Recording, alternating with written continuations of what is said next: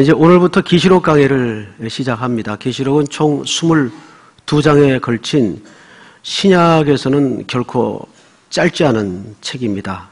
그런데 계시록 강해를 시작하기 전에 우리가 먼저 좀 벗겨내야 될 오해가 하나 있어요. 제가 태어나서 처음으로 PPT 설교를 이제 오늘부터 하겠습니다.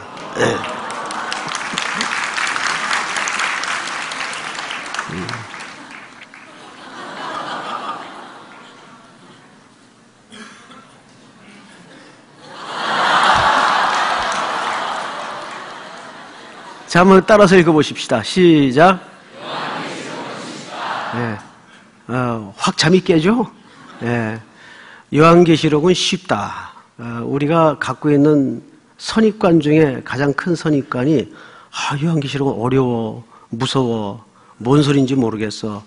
이제 그럴 수밖에 없는 이 책의 구성에 대한 이유를 설명을 해가면서 말씀을 좀 드리겠습니다. 이 PPT 설교가 장점도 있지만 또 단점도 있어요. 왜냐하면 아무래도 이제 영상을 사용해야 되고 글자를 몰두하다 보면 사실 설교라는 기능이 약화될 수가 있습니다. 그래서 저도 설교라는 기능을 반은 접고 우리 젊은이들에게 요한계시록에 대한 강의를 섞어서 한다라는 마음으로 해봤는데 뭐 또 하다가 안 되면 그냥 또 없애놓을 수도 있으니까 일단 해봅시다. 해보는데 이게 쉽지가 않더라고요.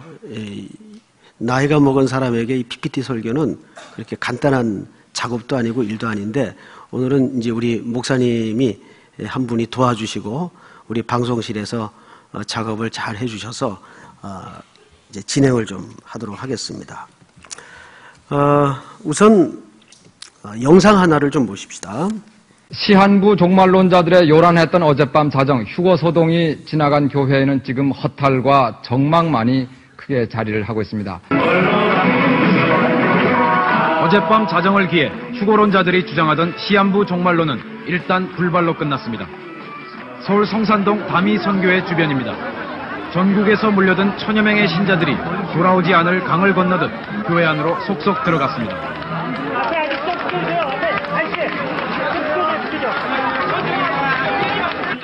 외부인의 출입이 차단된 채 곧이어 신자들의 광적인 휴거 예배 장면이 야외용 대형 TV 화면에 나타납니다.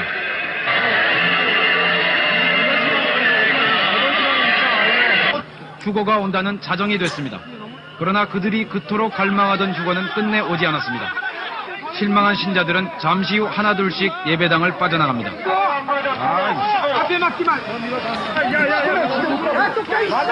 휴거 불발에 대한 신자들의 반응도 가지가지였습니다. 무엇을 부끄러워하겠어요. 예수님이 나의 생명의 주인이고 오실 예수님 기다렸는데 에러가 났으면 또 오실 예수님 기다리면 되는 거 아니겠어요? 부끄럽습니다. 네. 휴거가 불발하고 난 다음에 예배당한 분위기가 어땠습니까? 신도들은 애써서 태어난 척한 그러한 분위기를 갖는 사람도 있었어요. 열광적인 어젯밤과는 달리 오늘 많은 종말론 교회들이 문을 닫거나 폐쇄된 채 적막감이 감돕니다. 그토록 믿었던 휴거 불발로 인해 이들이 겪어야 될 갈등과 후유증은 클 수밖에 없습니다. 그러나 종말론을 신봉하는 교단에서 또 다른 교리 해석을 통해 휴거의 부활을 꾀할 것임에 틀림없습니다. MBC 뉴스 박용찬입니다. 오늘은 아무 일도 없이 지나쳤습니다. 그러나 시한부 종말론자들은 계속 제2, 제3의 휴거를 주장하고 있습니다.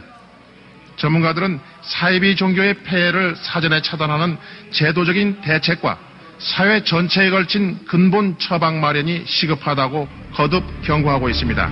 MBC 뉴스 김태권입니다.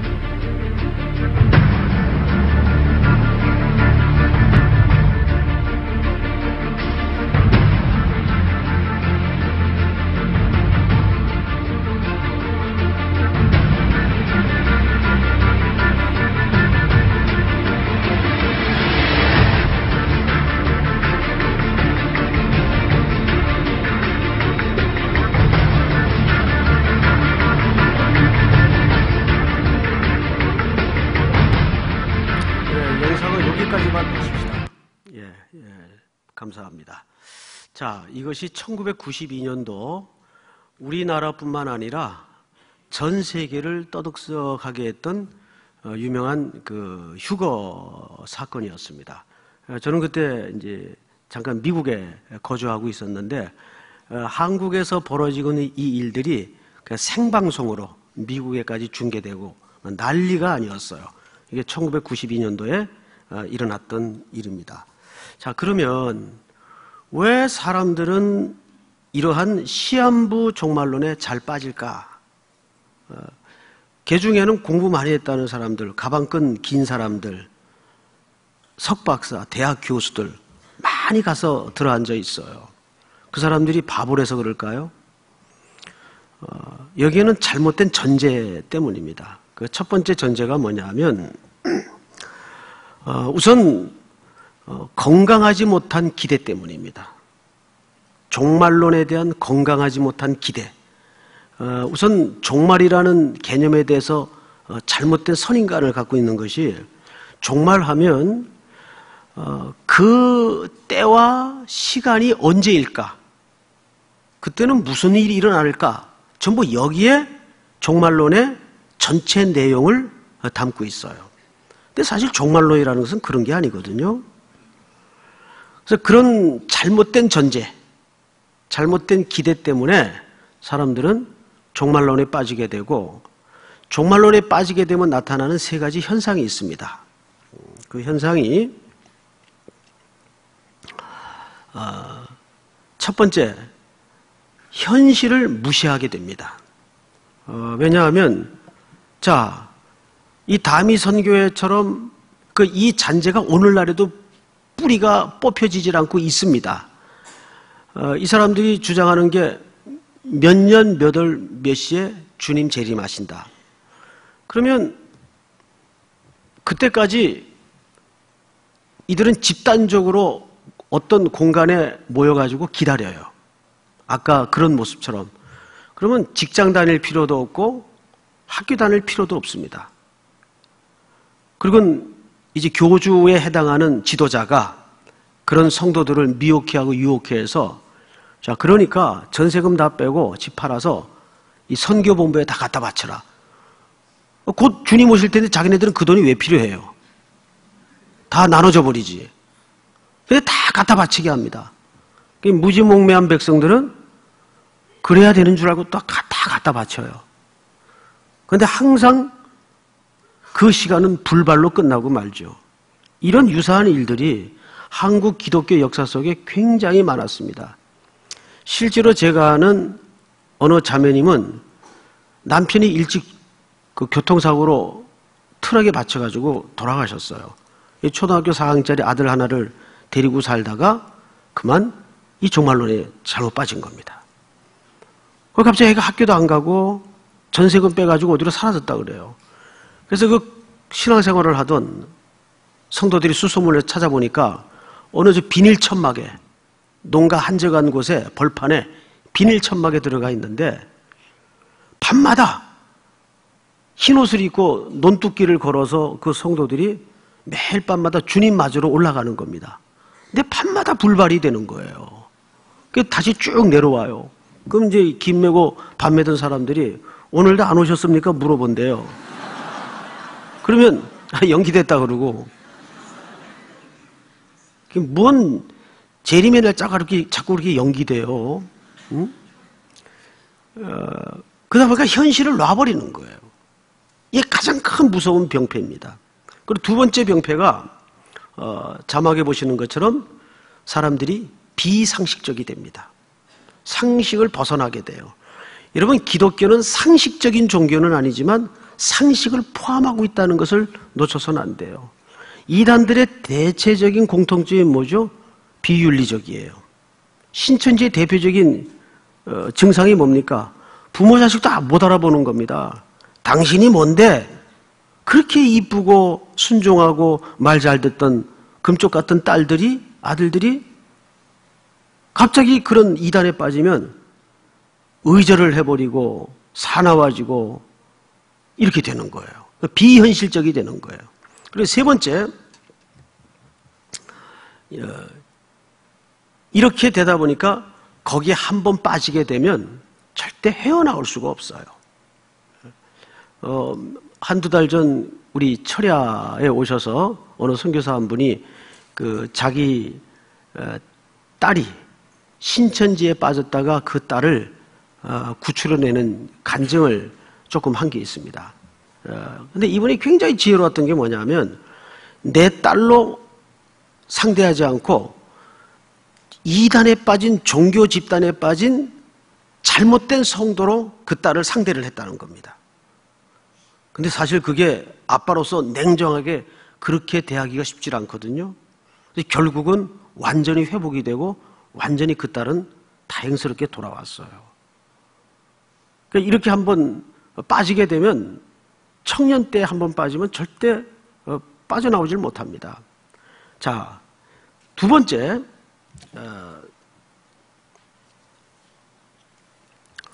종말에는 세 가지 관점이 있습니다. 첫 번째가 종말은 있다. 마지막 날은 분명히 있습니다. 있다. 그리고 두 번째는 그럼 종말은 왜 있는가? 그 종말에 무슨 일이 일어나느냐? 그날이 언제인가? 이건 종말의 관점이 아니에요.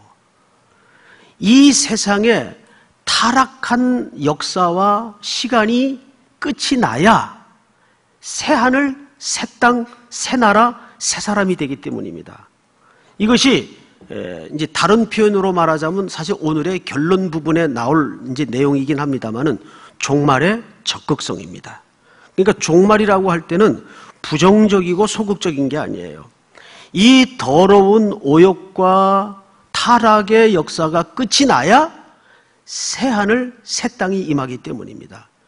우리가 죄에서 벗어나는 길은 죄된 육체가 죽는 길밖에는 방법이 없어요. 예를 들면 출애굽의 원리를 따지자면 노예들이 노예 신분에서 벗어나는 길은 세탁을 한다고 노예가 양반이 되는 게 아니에요. 죽어야 돼요. 그래서 우리가 그리스도 안에서 죽는 겁니다. 이것이 우리가 종말을 기다리고 종말을 맞이하는 성도들의 적극적인 종말관이어야 합니다. 세 번째, 이 종말의 세 번째 관점은 3번에 새 나라에 누가 들어가는가? 자, 한번 따라서 해볼까요? 예수 그리스도를 구주로 영접하는 자. 그러니까 결국은 이 세 가지 관점이 우리 개혁주의 입장에서 종말을 기다리는 자들의 설명이어야 합니다. 종말이 무슨 의미가 있는가? 첫째는 종말이 있다. 두 번째는 그 종말이 와야 새로운 나라, 하나님의 나라가 침입하고 도래하기 때문입니다. 우리가 새로운 몸을 입기 때문입니다. 그래서 이 종말을 가리키는 마지막 결론은 그 나라는 어떤 자만이 들어가는가? 예수 그리스도를 구주로 고백하는 자만이 들어가는 거예요. 그래서 이 계시록은 사실은 그리스도의 책입니다. 자, 이제 다음 페이지를 좀 보도록 하겠습니다. 이 그림을 보시면서 계시록 1장 1절을 좀 보세요. 계시록 1장 1절. 예수 그리스도의 계시라. 여기에는 1절은 예수 그리스도의 뭐라고요? 이 책이? 계시라 그랬어요. 근데 3절을 보세요. 3절. 이 예언의 말씀을 읽는 자와 듣는 자와, 자, 앞을 좀 보실까요? 이 대목이 아니고, 여기 보십시다. 계시와 예언 이렇게 구분이 되어 있죠. 보통 예언하고 계시를 혼돈을 일으키는 사람들이 많아요. 그런데 계시와 예언은 차이가 있습니다. 커다란 의미에서는 한 바구니 안에 담아진 개념이지만 이 계시와 예언은 어떤 미묘한 차이가 있는가 하면 자막을 좀 보십시다. 자, 계시 또 다른 말로는 뭐라고도 하죠?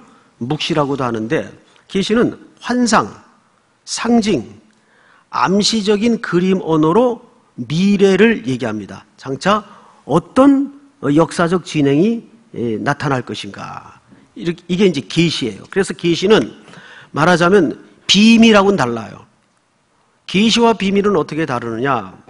자, 이 손 안에 무엇이 있는지 모르죠. 왜냐하면 제가 안 가르쳐 줬으니까. 이걸 비밀이라고 하죠.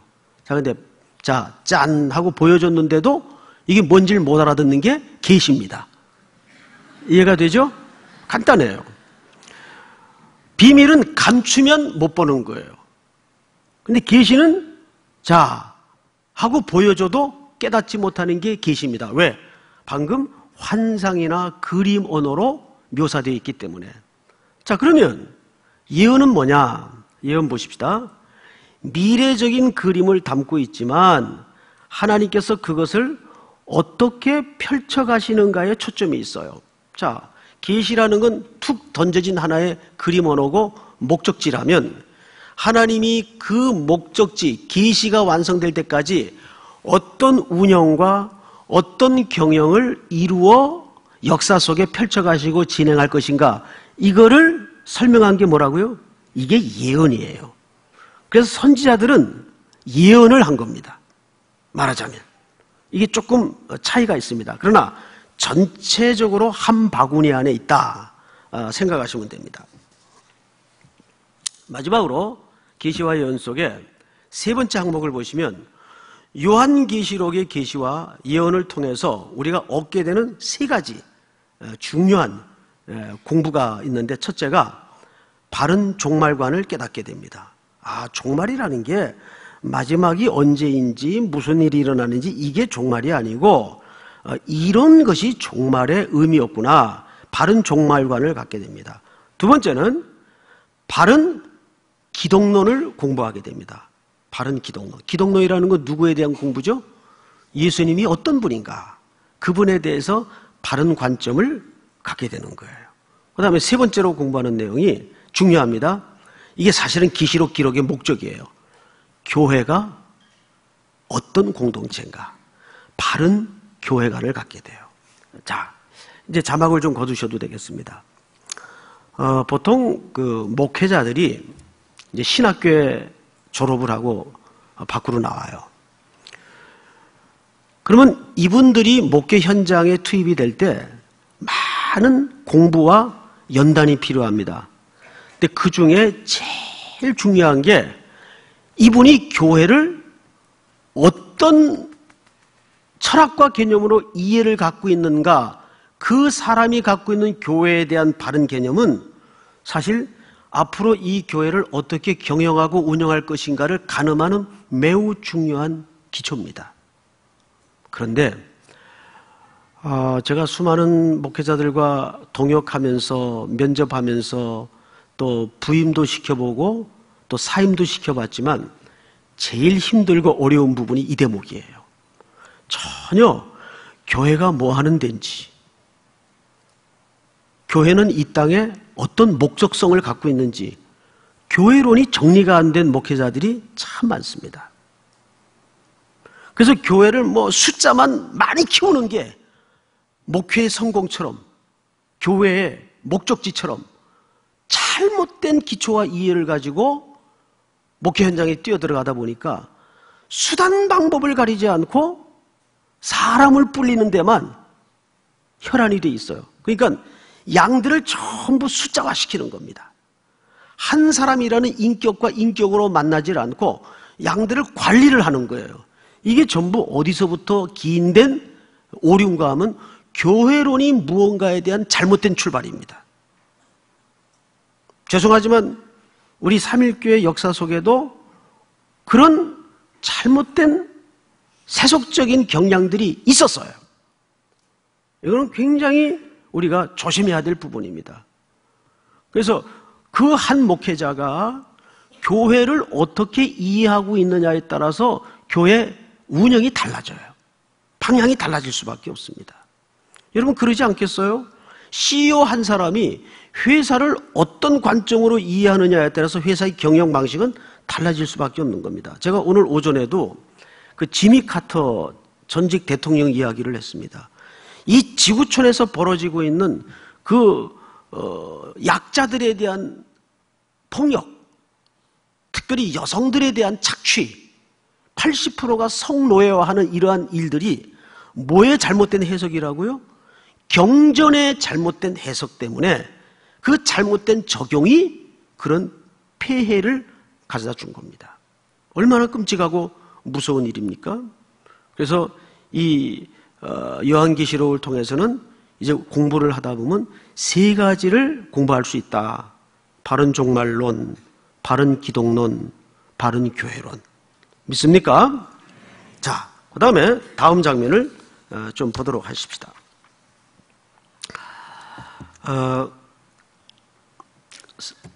페이지를 제가 좀 서툴러 가지고, 예, 여기 보시면 다니엘서가 등장을 하는데, 제가 좀 읽겠습니다. 나 다니엘에게 처음에 나타난 환상 후 벨사살 왕 제3년에 다시 한 환상이 나타나니라. 그리고 좀 길지만 다니엘서 12장 1절서부터 3절까지 좀 쭉 한번 여러분 오늘 서론 겸 공부니까 같이 읽도록 하겠습니다. 시작. 그때 내 민족을 호위하는 큰 군주미가엘이 일어날 것이요 또 환난이 있으리니 이는 개국 이래로 그때까지 없던 환난일 것이며 그때 내 백성 중 최에 기록된 모든 자가 구원을 받을 것이라. 땅의 티끌 가운데에서 자는 자 중에서 아는 사람이 깨어나 영생을 받는 자도 있겠고 수치를 당하여서 영원히 부끄러움을 당할 자도 있을 것이며 지혜 있는 자는 궁창의 빛과 같이 빛날 것이요 많은 사람을 오는 대로 돌아오게 한 자는 별과 같이 영원토록 빛나리라. 자, 이 내용은 다니엘이 우리 다니엘 공부 저녁 예배 시간에 한번 했죠? 다니엘이 장래 일어날 일들에 대해서 쭉 설명을 한 다음에 다니엘서 12장 4절을 보시면 띄워주세요. 12장 4절 보시면 이렇게 되어 있습니다. 다니엘아 마지막 때까지 이 말을 첫째 뭐하고? 간수하고 이 글을 뭐하라? 봉함하라. 봉함하라는 말은 잘 지켜라 그 말이에요. 비밀을 잘 간직해라. 많은 사람이 빨리 왕래하며 지식이 더하리라. 장래에. 그래서 두 가지를 부탁했어요. 장래에 일어날 일들을 설명하면서 이 말을 첫째는 잘 간수하고 봉함해라. 비밀이 지켜라. 언제까지? 마지막 때까지. 근데 그 마지막 때가 지금 왔어요. 와서 그 다음 절을 보시면 내가 봄에 이제 계시록 5장의 이야기인데 내가 봄에 보좌에 앉으신 이의 오른손에 두루마리가 있으니 안팎으로 썼고 7인으로 봉하였더라. 다니엘서의 예언대로 봉해져 있죠. 아직까지. 또 봄에 힘있는 천사가 큰 음성으로 외치기를 누가 그 두루마리를 펴며 그 인을 떼기에 합당하냐 하나 하늘 위에나 땅 위에나 땅 아래에 능히 그 두루마리를 펴거나 보거나 할 자가 없더라. 자, 저를 보세요. 자막을 잠깐 치워주시고요. 다니엘이 구약성경에, 이 다니엘서는 구약성경의 계시록입니다. 그래서 신약의 계시록과 오버랩되는 중첩된 그림이 굉장히 많아요. 다니엘이 두 가지 부탁을 받았어요. 이 비밀의 말씀을 잘 간직하고 잘 봉함해라. 마지막 때까지. 근데 그 마지막 때가 왔는데 보니까 그 봉함된 인을 뗄 자가 아무도 없는 거예요. 그래서 성경을 다시 보십시다. 그 다음 페이지 4절부터입니다. 그 두루마리를 펴거나 보거나 하기에 합당한 자가 보이지 아니하기로 내가 크게 울었더니 장로 중에 한 사람이 내게 말하되 울지 말라. 유다 지파의 사자 다윗의 뿌리가 이겼으니 그 두루마리와 그 7인을 떼시리라 하더라. 내가 또 보니 보좌와 네 생물과 장로들 사이에 한 어린 양이 서 있는데, 자, 이 어린 양이 다윗의 뿌리, 그리스도를 얘기하죠. 어린 양이 서 있는데 일찍이 뭐를 당한 것 같더라? 확실하죠. 죽임당한 어린 양. 누굴 가리킵니까? 예수 그리스도를 가리켜요. 이 어린 양이, 죽임을 당한 것 같은 어린 양이 장로들 사이에 지금 네 생물들 사이에 서 있어요. 그에게 이 네 생물은 본론을 쭉 나중에 강해를 하면서 네 생물의 의미에 대해서도 자세하게 정확하게 설명을 드릴 겁니다. 죽임을 당한 것 같더라. 그에게 7뿔과 7눈이 있으니, 이 부분도 이제 강해 중에 소개가 될 겁니다. 있으니 이 눈들은 온 땅에 보내심을 받은 하나님의 7영이더라. 그 다음 잘 보세요. 그 어린 양이 나와서 보호자에 앉으신 이의 오른손에서 두루마리를 어떻게 해요? 취하시니라. 할렐루야. 이 봉함되어 있고 간직했던 두루마리를 지금 누가 취하죠? 죽임을 당한 것 같은 어린 양이 취합니다. 그 다음 페이지를 좀 보십시다. 이제 어린 양에 대해서 신약 성경이 어떻게 소개를 하고 있는가? 보라, 세상 죄를 지고 가는 하나님의 어린 양이로다. 이거 누굴 가리킨 얘기였습니까? 바로 예수 그리스도를 가리키는 얘기예요. 그 다음에 6장 1절을 계시록 다 같이 읽겠습니다. 시작. 내가 봄에 어린 양의 7인 중에 하나를 떼시는데 그때 내가 들으니 내 생물 중에 하나가 우레소리같이 말하되 오라 하기로. 할렐루야. 그 오랫동안 봉함돼 있었고 간직돼 있었던 인을 누가 뗍니까? 어린 양이 떼세요. 아무도 그것을 뗄 자가 없었어요. 그래서 요한이 울었어요. 이걸 누가 뗄까? 그런데 어린 양이 보좌에 앉으신 하나님께로부터 그 두루마리를 받아서 그 인을 뗍니다. 다른 데서 이런 강의하면 막 그 어린 양께 영광의 박수를 치고 그러더라고요. 네?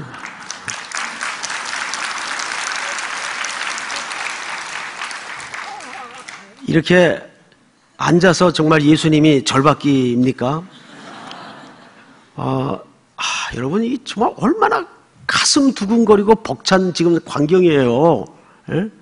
수천 년 동안 간직돼 있고 비밀이 지켜왔던 그 도래할 역사에 대한 하늘의 경영의 내용들을 보호자에 앉으신 하나님께로부터 어린 양이 받아서 드디어 인을 떼어 그 비밀을 공개하기 시작하는 거예요.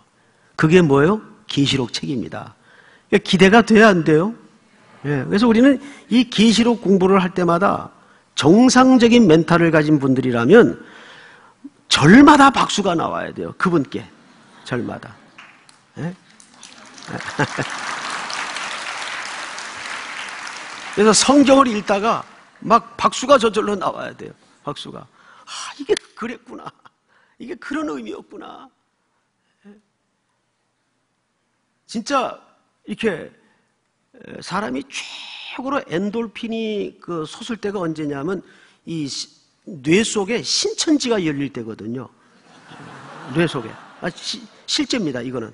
뇌 속에 이렇게 큰 경각이 일어나고 깨달아질 때 최고의 엔돌핀이 나온다는 거죠. 그 계시록 내내 모든 병들이 다 날 거예요. 예? 이 공부를 하다 보면 그 엔돌핀 때문에. 그래서 저녁 예배 때 추석 때도 다 그냥 갔다가 빨리빨리 오세요. 미리미리 인사 다 하고 열심히 이거 강의 준비해 놓을 테니까. PPT 이거 어려워요. 제가 어제 PPT나 가르쳐줄 사람하고 공지창에다가 카톡을 날렸는데 한 인간도 답이 안 와요. 한 인간도. 그래서 혼자 12시 반까지 PPT 작업하다가 졸음이 와가지고 도저히 안 되겠어요. 그래서 또 뭐 주전머리 하다가 결국은 못하고 아침을 맞았어요. 그래서 원고만 가지고 오늘 저 김일호 강도사님한테 야 이거 네가 좀 해라. 그랬더니 금방 외우더라고. 금방. 예, 확실히 이 나이의 벽은 넘을 수가 없어요. 예, 진작 이런 걸 좀 미리미리 숙달을 시켜놓을 걸 잘못했어요. 자, 이제 그 다음 페이지를 좀 하나 보십시다. 아직까지 그 봉인 떼는 분에 대한 주제가 끝나지 않았습니다. 자, 마지막 때 어린 양이 봉인을 뗀 때입니다. 자, 여기서부터 굉장히 중요한 내용이니까 이 자막을 유심히 보면서 잘 들으셔야 돼요. 분명 다니엘이 그 언제까지 그 봉인을 하고 간직하라 그랬죠? 마지막 때까지. 그럼 이 봉인을 뗄 때는 언제입니까? 그때가 이제 마지막 때예요. 그럼 지금으로부터 언제예요? 2000년 전이란 말이에요. 왜 종말이 예수님 죽으심부터인지 이제 이해가 되죠? 이제 이해가 되면, 그래서 예수님 십자가에 죽으신 그 사건이, 왜냐하면 어린 양이 인을 뗄 때가 마지막 때예요. 근데 이 어린 양이 어떤 어린 양이었습니까? 죽임을 당한 것 같은 어린 양. 그럼 그 죽임 당한 사건은 무슨 사건이에요? 십자가 사건이죠. 그러니까 그래서 마지막 때, 즉 우리말로 정리해서 표현을 하자면 종말의 때는 십자가 사건부터를 얘기하는구나. 그러니까 종말이 언제까지예요? 지금까지 이어지고 있는 거예요. 이것이 우리 개혁주의 관점에서의 종말의 시간관입니다. 그러니까 종말이라는 것은 맨날 며칠 담이 선교회 저 사람들처럼 28일 날 주님 오신다, 이런 게 종말이 아니란 말이에요. 지금도 커다란 의미에서는 종말이고 마지막입니다. 믿습니까? 자, 또 보십시다. 마지막 때, 즉 십자가 사건에서 종말이 시작이 됩니다. 십자가에서 봉인을 떼신 예수님이 누구십니까? 하나님의 아들이 되십니다. 그리고 십자가 사건의 결과는 뭐가 태어나죠? 교회가 탄생하십니다. 자, 마가복음 12장 10절을 다 같이 한번 읽어볼까요? 시작. 교회의 보통의 머릿돌이 되었나니. 자, 보세요. 너희가 성경에 건축자들이 버린 돌은, 여기 버림을 받은 돌이 누굴까요? 예수님이 버림받은 돌이에요. 베드로 사도도 그 얘기를 정확히 하고 있죠. 그런데 그 버림받은 돌이 집을 세우는 뭐가 됐어요? 모퉁이돌. 우리는 머릿돌을 집 다 짓고 나서 마지막에 두지만은 이스라엘 건축은 거꾸로라 그랬어요. 머릿돌을 먼저 놓고 거기서부터 시작해가지고 머릿돌에서 끝나요. 그러니까 머릿돌에서 시작해서 머릿돌에서 끝나는 게 이스라엘 건축법이에요.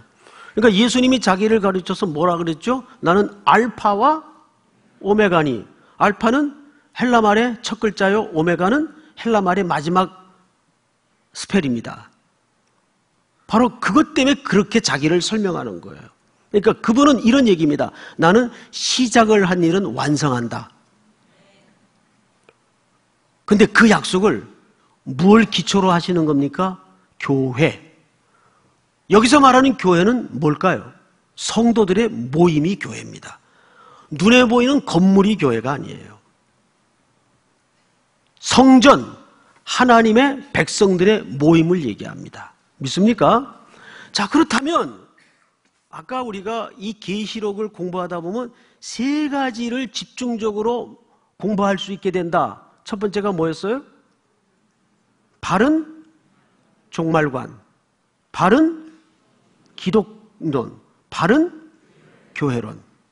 이 계시록은 교회가 어떤 공동체냐를 그래서 주로 집중적으로 설명하는 겁니다. 그래서 바로 이제 우리가 무슨 교회를 만나게 되냐 하면 아시아에 흩어져 있던 7교회 공부를 시작하게 되는 거예요. 에베소, 빌라델비아, 라오디게아, 사대, 이런 교회들을 이제 공부를 하게 되는 겁니다. 그래서 그 7교회는 로컬 처치를 설명하는 게 아니라 이 하나님의 백성 모임인 교회 공동체에 나타날 수 있는 어떤 내용과 성격들을 7가지 색깔로 설명을 하는 거예요. 이해가 됩니까? 그건 그 공부할 때 가서 또 더 자세히 설명을 하기로 하겠습니다. 자, 다음 페이지를 봐주세요. 계시록의 관심.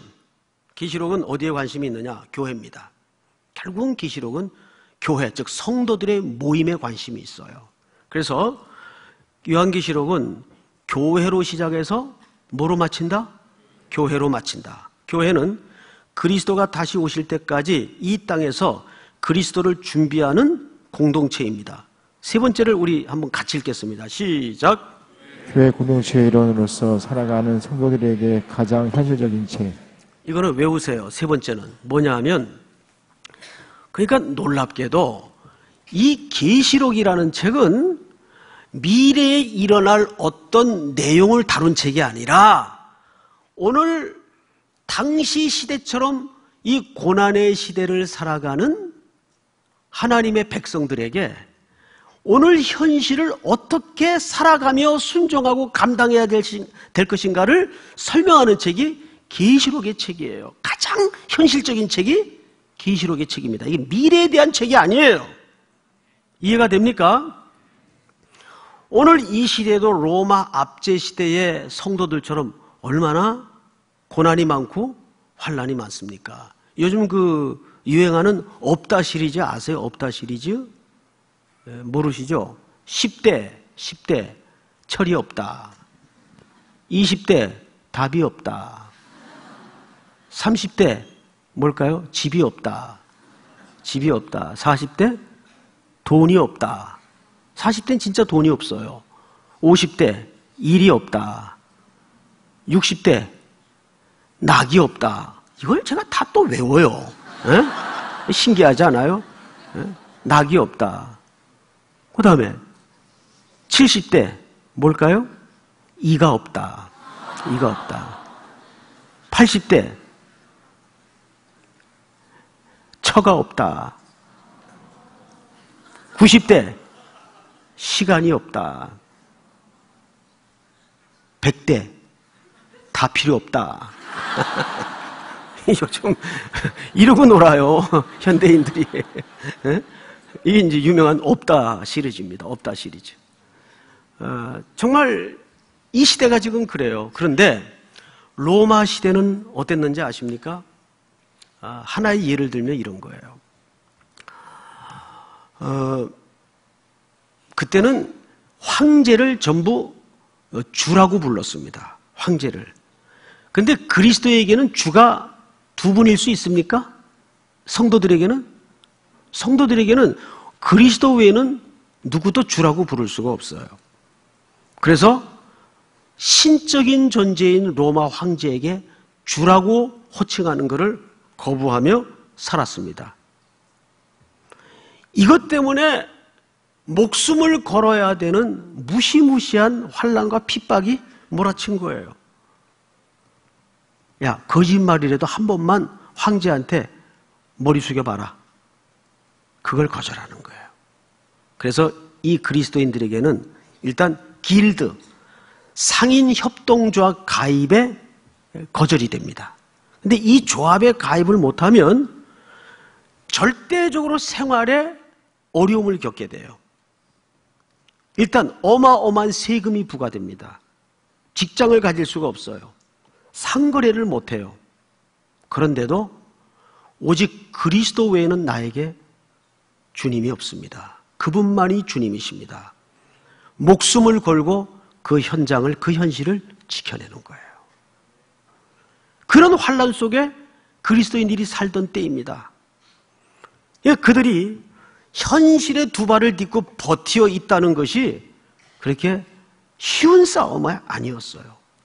오늘 우리 청년들이 일터에서 크리스찬으로 사는 게 쉽지 않듯이 매우 비슷한 원리였습니다. 그 외에도 로마 제국하에서 성도로 사는 것이 왜 어려웠는가? 많은 아주 악한 신뢰들이 있었습니다. 가장 무서웠던 게 누명을 씌우는 거예요. 누명을 씌웁니다. 그래서 억울하게 죽임을 당해요.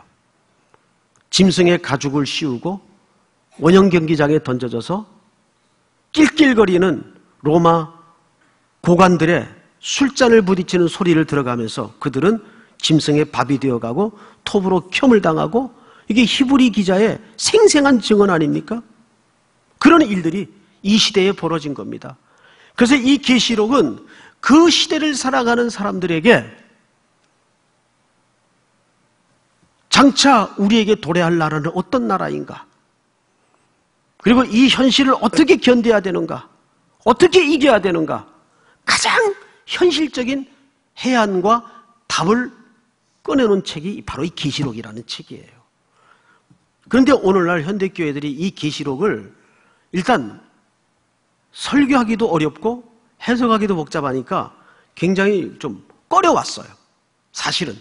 게다가 또 하나 이유가 뭐냐면 잘못된 이단들이 엉뚱한 해석을 가지고 거의 이단들이 갖고 노는 책이 계시록입니다. 이단들은 계시록을 가장 사랑해요. 근데 어쩌다가 교회에는 계시록을 멀리하는 현상이 벌어진 겁니다. 계시록은 오늘날 가장 현대인들에게 미래적인 책이 아니라 현실적인 책이라는 사실을 잊어서는 안 됩니다. 자, 다음 페이지로 넘겨주세요.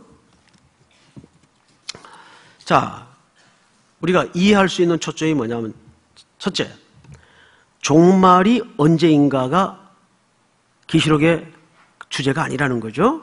두 번째는 종말에 어떤 일이 벌어지는가가 계시록의 초점이 아니라는 겁니다. 세 번째, 다 같이 시작. 요한계시록의 방향과 원리가 오늘의 현실에 어떻게 적용되며 우리는 어떻게 순종할 것인가의 싸움이다. 자, 이것을 우리는 보통 다른 표현으로 적극적 종말관이라고 합니다. 그러니까 그 종말의 시간이 오기까지 우리가 버텨야 되고 견뎌야 되고 하는 소극적이고 부정적인 종말관이 아니라, 앞에 그 페이지를 한 번만 더 띄워주실까요? 자, 3번에 보시면 요한계시록의 방향과 원리가 오늘 이 성도들의 현장과 현실에 어떻게 적용을 해야 되며 우리는 그래서 어떻게 순종하여 그 나라를 침노하여 살 것인가, 이것이 적극적인 종말관이라는 표현으로 설명이 되는 겁니다. 자, 이제 마지막으로 이해하기 어려운 몇 가지 문제를 말씀드리고 마치도록 하겠습니다. 자, 이해의 난점. 첫째, 보시면 언어가 가진 표현력의 한계 때문에 요한계시록은 그림 언어가 많아요. 여러분, 사실 그 피카소 그림 보면은 대본에 이해가 갑니까? 이해가 잘 안 가죠. 아이고, 저런 건 나도 그리겠다 싶은 그 모양들이 많아요. 그런데 사실 그 피카소가 그림을 그리면서 선 하나 긋는 거, 원 하나 치는 게 엄청난 사색과 묵상 속에 툭툭 그려가면서 괴기한 모양이 된 겁니다. 근데 그 미술의 가치와 그림의 구도를 아는 사람들은 거기에서 어마어마한 그 사상적 충격을 받는 거죠. 마치 그렇듯이 이 계시록은 인간의 언어 표현의 한계 때문에 우리도 그 표현이 안 되면 뭐 하다가 말죠. 자, 그거 있잖아. 근데 저 송 목사가 지금 무슨 말을 하는지 모르겠는데 엄청 황홀했나 보다. 엄청 장관이었나 보다. 저 양반이 본 게. 그러면 내용은 잘 아직 모르겠지만 제 이 스케치한 느낌의 하나에 드러난 표정만 보고도 그 속에 말하고 싶은 내용이 얼마나 어마어마한가를 대충 알까요, 모를까요? 알 수 있다 그 말이에요. 우리가 예를 들어서 미국이 얼마나 위대하고 큰 나라인가. 위대하다는 것은 하나의 크기를 얘기하는 겁니다. 미국은 정말 어마어마한 크기의 나라예요. 자, 그 크기를 어떻게 설명할까요? 인구가 몇 명, GNP가 몇 명, GDP가 몇 명, 이런 수치로도 물론 설명이 될 수가 있겠죠. 그런데 이렇게도 설명을 할 수가 있죠. 미국 로스앤젤레스에서 쏟아지는 하루 쓰레기량이 5톤 트럭으로 10,000대가 쏟아진대. 그러면 그 설명만으로도 그냥 한 도시의 쓰레기 분량이 그 정도니까 그걸 유추해서 미국 전체를 가늠할 때 미국 정말 크긴 큰 나라구나. 똑같이 중국을 한번 생각을 해보세요. 그 인구 통계에 잡힌 공식적인 숫자만 13억이니까 무적자들이 또 많아요. 거기에 둘, 셋, 넷씩 옛날에 산하정책을 할 때 호적에 못 올린 그 무적자들까지 합하면 대충 한 18억이 된다 그래요. 18억. 비공식적으로. 그래서 이 사람들은 한꺼번에 소변 오르면 큰일 난대요. 양자강이 넘쳐버린대, 양자강이. 누가 만들어낸 얘기겠지만은, 그래서 한꺼번에 요이 땅 해가지고 2m 점프를 해서 뛰어내리면 지구가 이렇게 거린대나 그런 농담이 있을 정도로. 그러니까 어마어마한 맨파워를 갖고 있는 나라죠.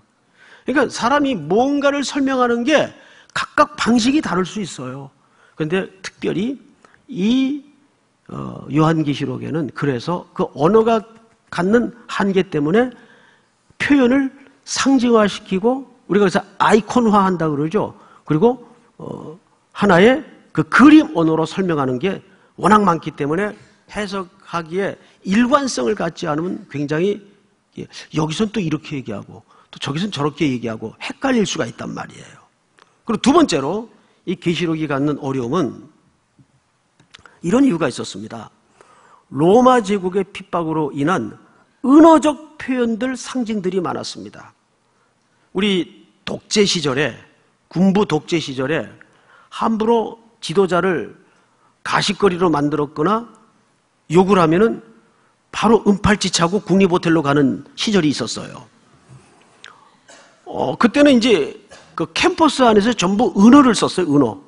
은어가 난무하는 시대는 그렇게 소통이 되는 시대가 아니에요. 소통이 막힐 때 은어가 많이 쓰여지고 상징적인 용어들이 많이 쓰여집니다. 요즘도 조금 그런 것 같아요. 제가 분위기가 보니까. 또 한때는 우리가 어떤 그 징그러운 동물에 대해서 함부로 얘기를 못했던 시간이 있었어요. 그 누구를 상징하기 때문에. 지나갑시다. 그렇듯이 이 로마 시대에는 그 서슬퍼런 로마 정권 치하에서 그리스도인들이 표현할 수 있는 수단이 이런 수단밖에는 없었습니다. 그래서 물고기 모양이 만들어지고 666, 14만 4천 이런 표현들로 그리스도인들끼리만 성령의 은혜와 계시와 택함을 받은 자만이 알 수 있는 용어와 표현으로 소통을 하는 경우가 있었다 그 말이에요. 이런 게 이중적으로 중첩이 돼서 계시록이 쓰여지다 보니까 계시록은 거의 암호 해독 수준의 책이 되고 말한 거예요. 자, 우리 다시 한번 정리하는 의미에서 제일 첫 페이지를 열어주세요. 자, 다 같이 따라서 합니다. 시작. 요한계시록은 쉽다. 아멘.